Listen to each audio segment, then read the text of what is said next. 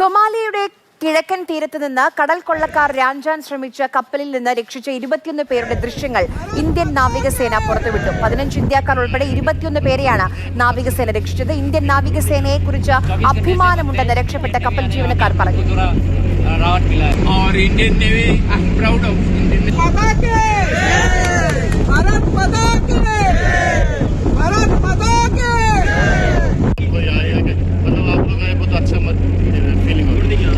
चौबीस घंटे से बंद है. इंडियन नेवी आने आके हम लोग को थोड़ा നമ്മൾക്കും അഭിമാനം.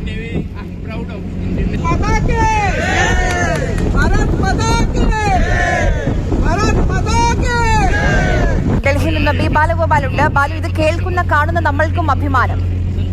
തീർച്ചയായും ആര്യ, തികച്ചും അഭിമാനമുണ്ടാക്കുന്ന ദൃശ്യങ്ങളാണ് ഇപ്പോൾ ഇന്ത്യൻ നാവികസേന പുറത്തുവിട്ടിരിക്കുന്നത്.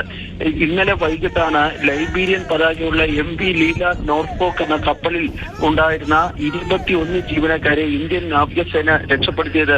സൊമാലിയയുടെ കിഴക്കൻ തീരത്ത് നിന്ന് കടൽ കൊള്ളക്കാർ റാഞ്ചാൻ ശ്രമിച്ച കപ്പലിൽ നിന്നാണ് ഈ 21 പേരെ ഈ നാവികസേന രക്ഷിച്ചത്. ഇതിൽ 15 ഇന്ത്യക്കാർ ഉൾപ്പെടെയുള്ള 21 അംഗ സംഘത്തിനെയാണ് രക്ഷിച്ചത്. ഇന്ത്യൻ നാവികസേനയുടെ യുദ്ധക്കപ്പലായ INS ചെന്നൈക്കായിരുന്നു ഈ ദൗത്യത്തിന്, അതായത് ഈ രക്ഷാപ്രവർത്തനത്തിന് നേതൃത്വം വഹിച്ചിരുന്നത്. ഈ INS ചെന്നൈയിലുണ്ടായിരുന്ന നാവികസേനയുടെ എലൈറ്റ് കമാൻഡോ ഗ്രൂപ്പായ മാർക്കോസിന്റെ സേനാംഗങ്ങളാണ് ഈ കപ്പലിൽ കയറി ഈ കപ്പലിലുണ്ടായിരുന്ന ജീവനക്കാരെ സുരക്ഷിതമായി രക്ഷിച്ചത്.